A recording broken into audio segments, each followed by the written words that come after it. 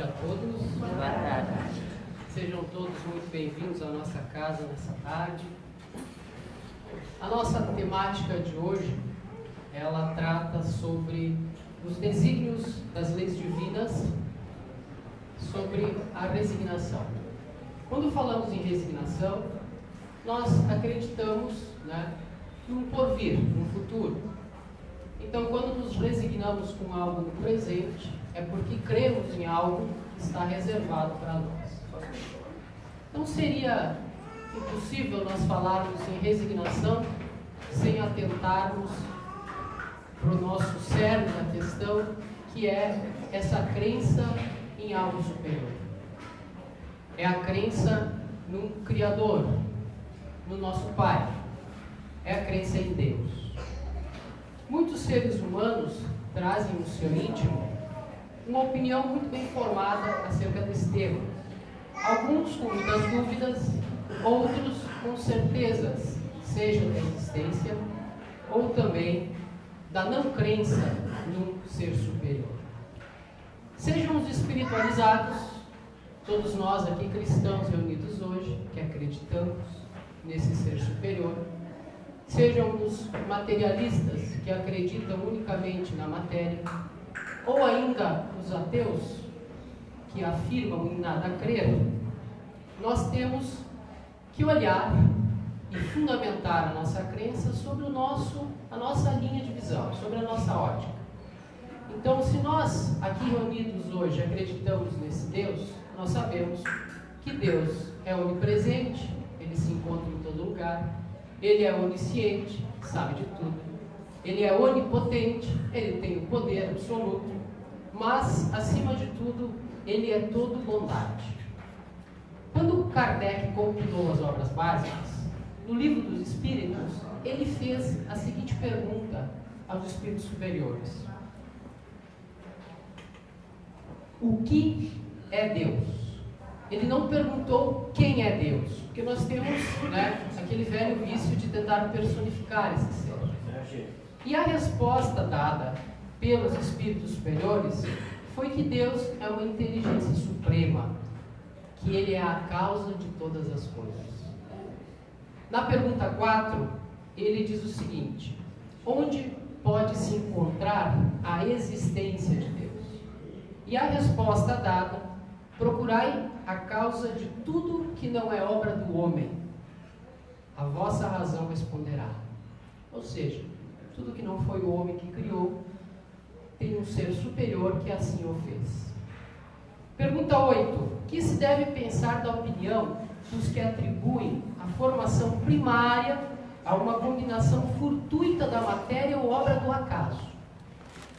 A resposta foi muito objetiva. Outro absurdo: que homem de bom senso pode considerar o acaso um ser inteligente? É demais? O que é o acaso? É nada. Nessas 3 respostas nós podemos refletir, e mais, já que somos seres pensantes, nós podemos, a partir do ponto da crença que nos traz aqui, conseguir conceituar, fundamentar a nossa crença.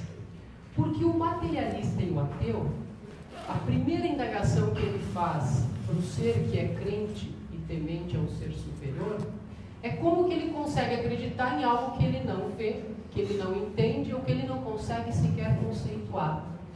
Por isso que é importante nós conseguirmos criar subsídios para fundamentar essa nossa crença. Porque diferente do que os ateus e os materialistas pregam, nem todos os religiosos são fundamentalistas. Nós que somos espíritas, nós, seguidores dessa doutrina filosófica, nós acreditamos em 5 fundamentos básicos. A primeira é em Deus, nesse ser supremo. A segunda é que existe uma vida após a morte. Se existe vida após a morte, existe também a reencarnação, que nos traz de volta para esse plano. Existe a mediunidade, que é a comunicação entre os 2 mundos. E, acima de tudo, existe a evolução a que todo o espírito criado está destinado. Da mesma forma como eles nos fazem as perguntas da nossa crença, perguntem onde estaria a justiça socioeconômica, por exemplo? Onde muitos têm tudo, até o supérfluo, e onde outros tantos não conseguem nem suprir as necessidades básicas. Onde estaria a justiça? Onde alguns são perfeitos fisicamente e outros trazem consigo carências e deficiências que limitam a sua existência nesse plano. Dentre todas as outras tantas injustiças, mas acima de tudo diferenças que a gente encontra em todos os seres que aqui se encontram encarnados. Aos ateus, aos que acreditam na teoria do acaso, na evolução, seja darwiniano, qualquer outro tipo pregado pelo mundo científico, nós perguntamos como que o acaso, que é nada, pode ser considerado uma inteligência capaz de criar tudo que está à nossa volta. No estudo da embriogênese, ainda não se tem uma explicação científica para nos dar a conceituação de uma célula quando da concepção, que ela é unidimensional e ela se multiplica. Ela fica sobre a forma tridimensional e futuramente no corpo de uma criança. Não existe ainda um cientista que consiga explicar essa transformação. O próprio projeto Genoma, que faz o estudo da genética, não consegue explicar a inteligência e a complexidade do gene que traz consigo a conformação da espécie. O acaso explicaria a vida?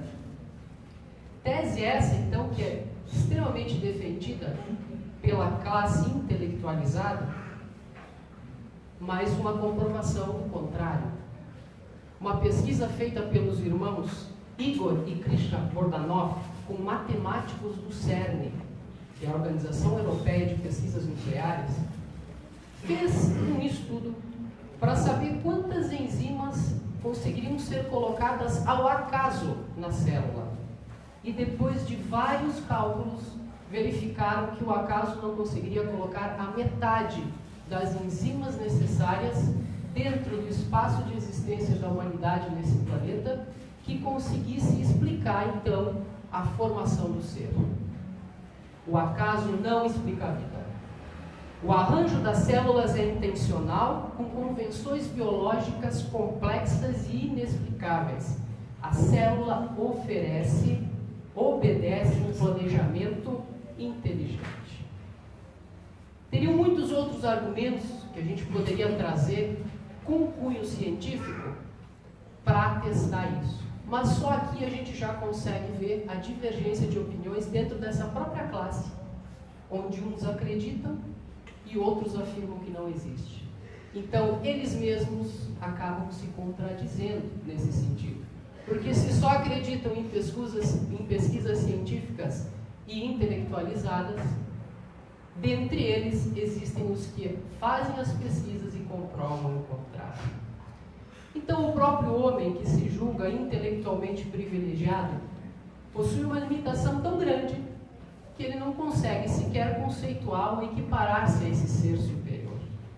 Em todas as descobertas que a ciência faz ao longo dos tempos, nunca se tinha o conhecimento daquilo até alguém ou um grupo de pessoas descobrirem. Mas nem por isso aquilo não estava em frente aos nossos olhos, nem por isso aquilo não deixava de existir. Se nós pegarmos a eletricidade, o magnetismo, a combinação de vegetais e elementos químicos que conformam os remédios que nós usamos para curar o nosso corpo físico das moléstias que nós mesmos causamos nele pela nossa conduta equivocada, sempre existiram. Essas combinações, esses agrupamentos que o ser humano faz com o tempo, nada mais é que a comprovação de um ser inteligente que disponibilizou tudo à nossa frente e aguarda que avancemos até que consigamos enxergar aquilo e transformar em benefício mútuo. Não existe um ser humano que pisou nesse planeta que consiga fazer o mecanismo da chuva, por exemplo, que traz a água de volta tão necessária a todos nós. o sol que traz a vida e faz tudo crescer nesse planeta. Então aqui comprova-se a existência desse ser superior. Então, nós que somos crentes, que acreditamos nesse Deus, nós precisamos saber fundamentar a nossa crença. Porque não basta crer, temos que saber explicar o porquê cremos. Então, só esse pequeno parênteses para que a gente consiga conceituar, né, o que nos leva a ser resignados. Ouvimos de muitas pessoas, num relato de extrema tristeza, a seguinte frase: Deus não existe. Eu não acredito, ou eu nunca acreditei em Deus. Não é possível existir um Deus soberanamente justo e bom que possa permitir que aconteça tanta maldade, tanto sofrimento, tanta injustiça em um mundo como o nosso. Não é possível existir um Deus a quem eu apelei, implorei e não fui atendido.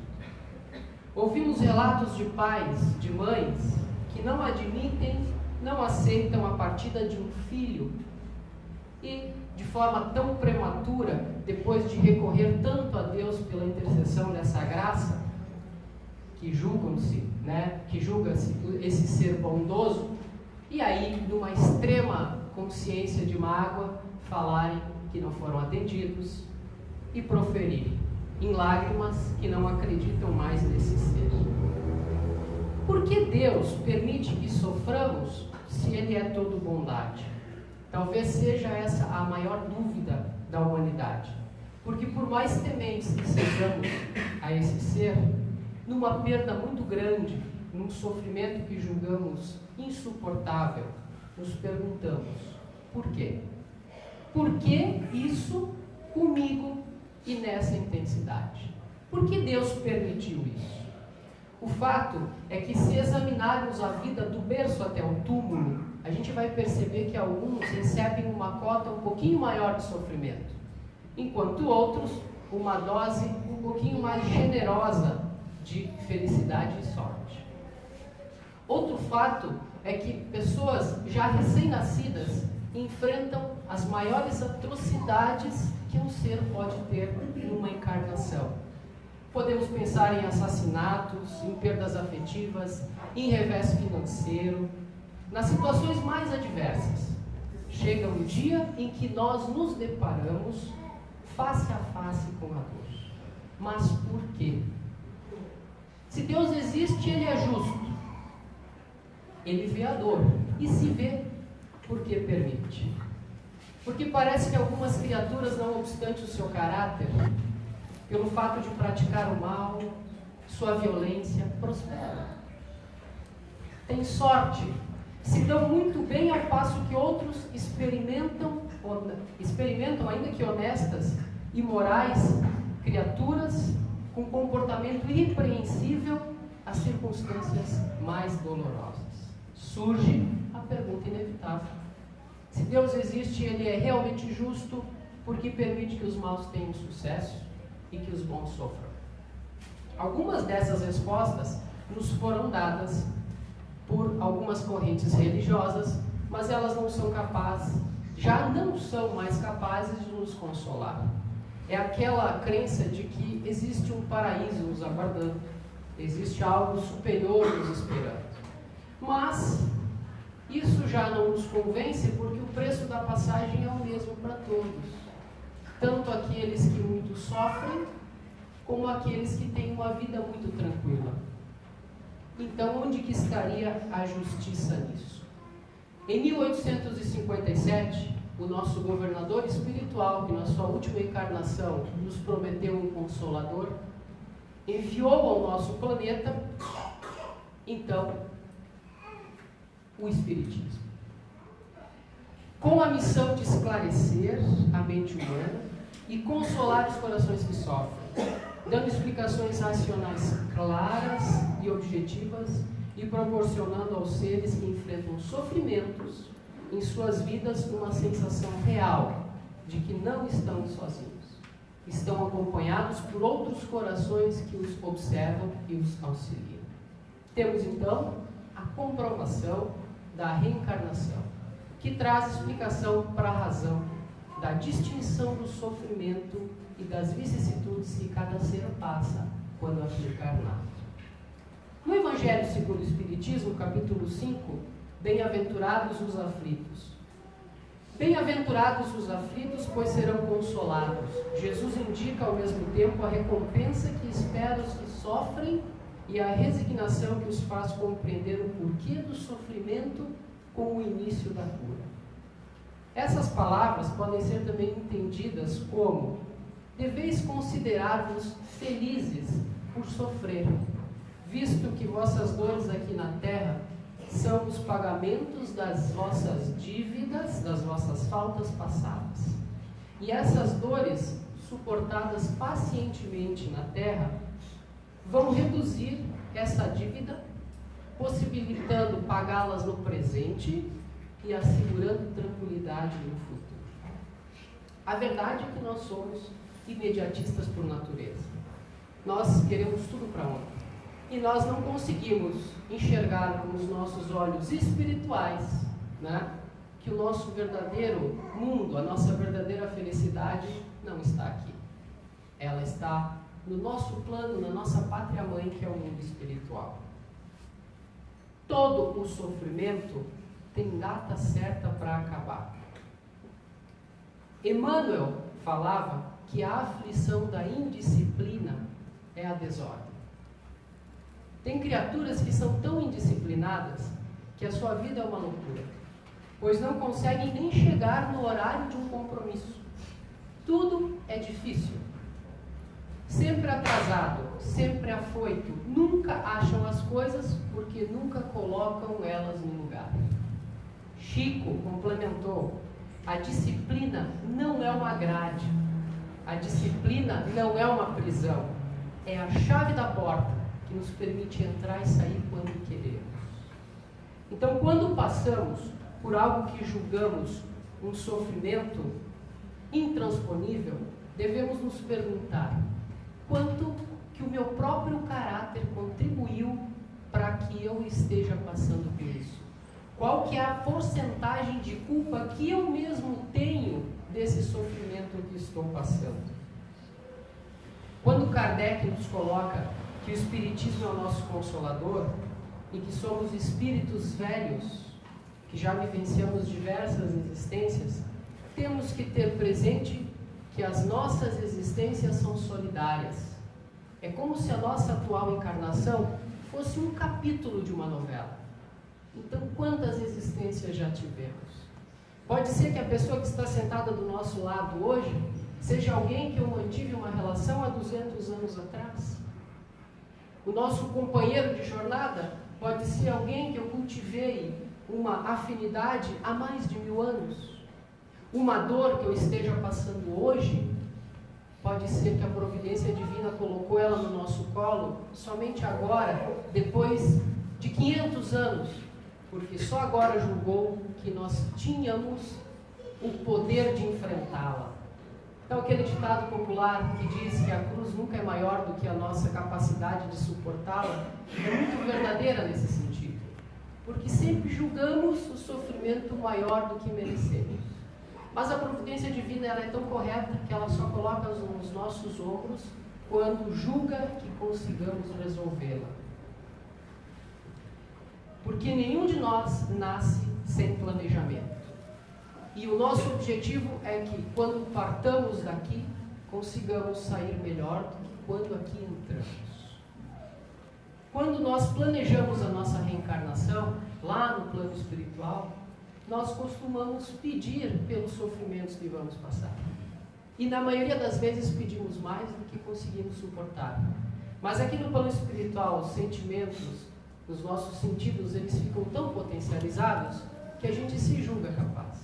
A espiritualidade nos adverte, né? Ela diz: ó, vai com calma, pega menos, porque quando chegam aqui embaixo não conseguem cumprir tudo.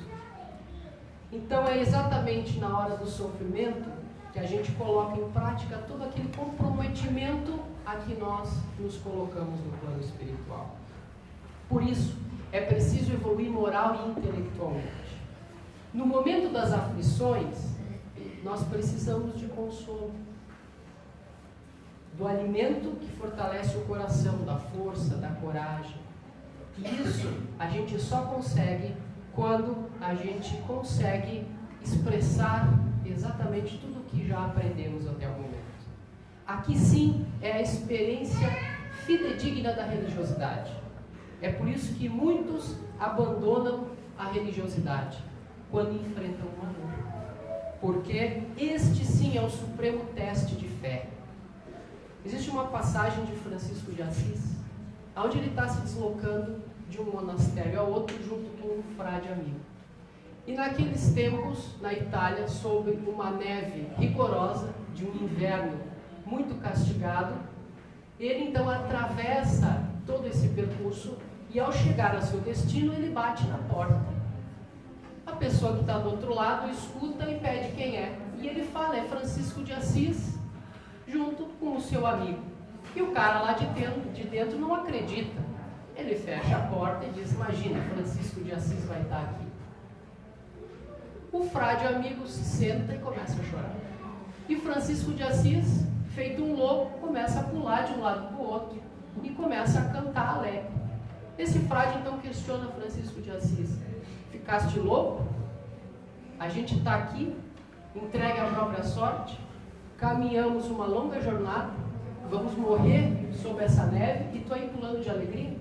E Francisco de Assis responde a ele, tu não percebeste que agora nós estamos nas mãos somente de Deus?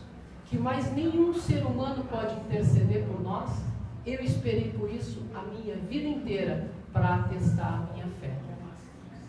É claro que depois vem alguém, abre a porta e eles entram, né? Até porque era o Francisco de Assis. Mas essa é a fé verdadeira. Não é a fé que apenas acredita, é a fé que confia. Que confia que essas circunstâncias que estamos passando no momento, elas são uma aprovação e elas vão se alterar. Que há um propósito por trás de tudo isso. Talvez a gente ainda não saiba qual é, mas como a tempestade, o sofrimento não dura para sempre. Algo vai acontecer. Não é possível prever, não é possível escrever nesse momento, então é preciso confiar, é preciso se resignar. Porque a fé não é só acreditar, a fé é confiar. A doutrina espírita vem trazer isso, a fé raciocinada. Não é confiar como se fôssemos crianças. É confiar porque nós temos ao menos uma base. Nós sabemos o porquê. Nós sabemos a razão exata daquele sofrimento que estamos passando. E sabemos que pela providência divina, isso tem uma hora para terminar. Essa é a fé que remove montanhas. Essa é a verdadeira expressão de religiosidade. O resto é treino. Por isso é importante o preparo espiritual, para que consigamos enfrentar os momentos de dificuldade, que é quando vamos confiar. É no momento da dificuldade, é no momento do sofrimento, que colocamos em prática tudo aquilo em que acreditamos e que recebemos como ensinamento. Porque ser espírita dentro da casa espírita, ser caridoso dentro dos templos religiosos, no nosso conforto do lar é muito fácil. São as horas de dificuldade que nos colocam em prova e que atestam a nossa fé. Chico Xavier dizia que a evolução, ela acontece com desidratação. Ou a gente sua trabalhando, ou a gente chora sofrendo. Mas voltando à crença em Deus, quando falamos que Ele é onipresente, onisciente, onipotente, portanto todo bondade, perguntamos, mas e a maldade? Existe maldade? Com certeza, muitos vão dizer que sim. Basta a gente olhar para o nosso mundo, ao nosso redor, e a gente vai ver todo esse caos, essa violência implantada, essas desigualdades.